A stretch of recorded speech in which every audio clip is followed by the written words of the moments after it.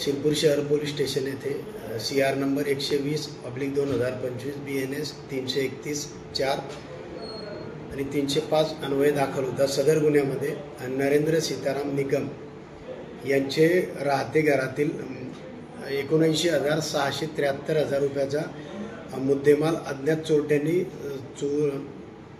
चोरून नेल्याची तक्रार प्राप्त झाली होती।